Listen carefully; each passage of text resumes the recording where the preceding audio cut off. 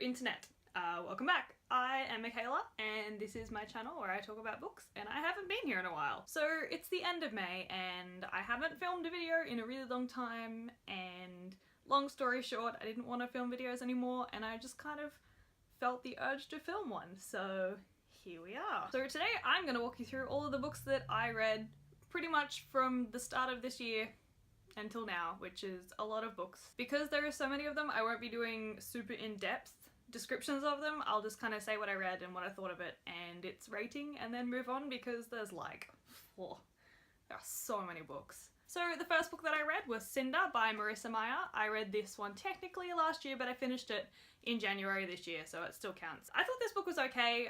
There's a lot of hype around it and I didn't really enjoy it as much as I wanted to. I have the next two and I think I'll continue this series. But yeah, I thought it was okay, so I gave it a 3 out of 5 stars. So the next book that I read was London Belongs to Me by Jacqueline Middleton, and I thought this was a really cute book. It was fun, it was lighthearted, and I just felt myself wanting to dive back into the world of this story.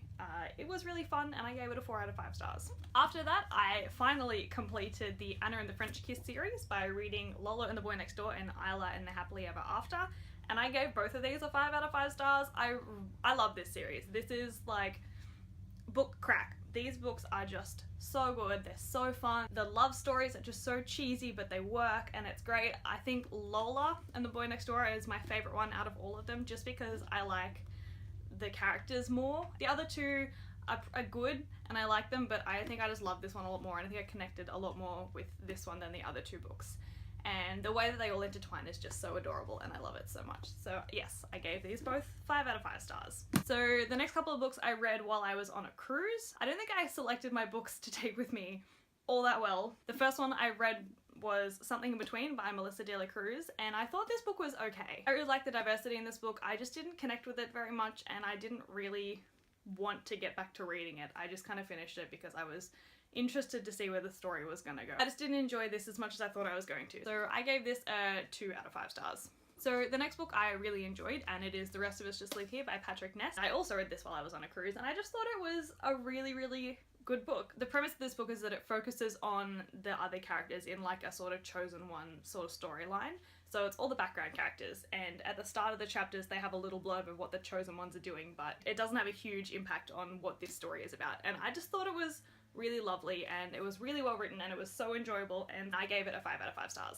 The next book is probably my worst pick for the cruise book, and it is All the Bright Places by Jennifer Niven. And like, it was a good book, but it was super depressing and I was on a boat in the ocean. It just wasn't the sort of book that you should take on a cruise to read. So I gave it a 3 out of 5 stars. But it was still good, but it wasn't the best. So the next book that I finished was actually an audiobook, my first audiobook that I've ever listened to, and let me tell you, listening to audiobooks is like the best.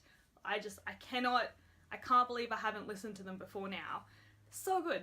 So good. So I finished Empire of Storms on audiobook. This series is conflicting because I really enjoyed the first couple, but I'm sort of losing interest in the series a little bit, which I guess is okay. I still really enjoyed like the storyline and I will continue to read the series, but the start of the book I found it really difficult to get into, and that's why I picked up the audiobook so that I could just listen to it instead of having to like actually put the effort in to read it. But I still thought it was good, so I gave it a 4 out of 5 stars, and I'm excited for the next book in the series, which I think is actually a book about kale. I'm not too sure.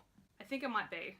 Don't take my word for it. So continuing on the audiobook theme, the Harry Potter series by J.K. Rowling, and I love this series, and I forgot how much I love this series and how just magical and whimsical and just how much I just love it. I can't fault this series. I gave them roughly altogether like 4 and 5 stars each. Some of them I didn't enjoy as much as others. I think my least favourite is actually Order of the Phoenix because it's just so angsty and I just want to punch Harry in the face for so much of it. But yeah, Harry Potter. I wanted to reread them and it's been so long since I've read them. I read the entire series when the last book came out. I didn't like grow up with it per se, I did, but I haven't read it since then. I haven't been like a die-hard Harry Potter fan. So I picked up the audiobooks for these, and it is the best decision I think I have made this year. The next book I picked up was In Real Life by Cory Doctorow and Jen Wang, and this is a graphic novel and it was just really cute. I saw it as a recommendation through Booktube, so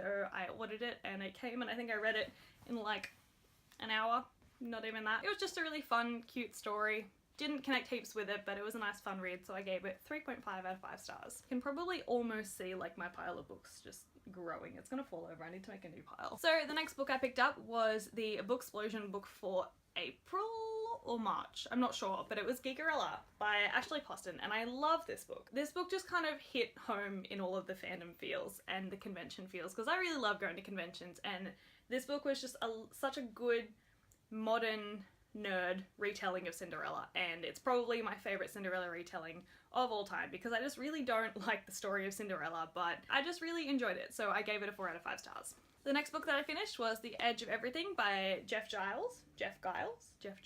I'm sorry. This book was interesting. I didn't know what to expect. I heard that it was kind of contemporary, kind of fantasy, kind of neither of the two, and I fully agree with the lack of being able to put this book into a genre.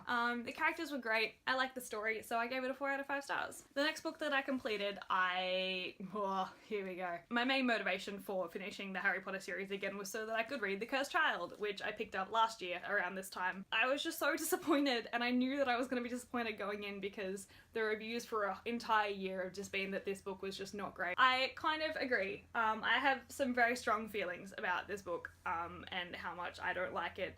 And so I gave it like a 2 out of 5 stars. So the next series that I've completed this year is the A Court of Thorns and Roses series. I can't. This series is just amazing. I love it so much more than the Throne of Glass series.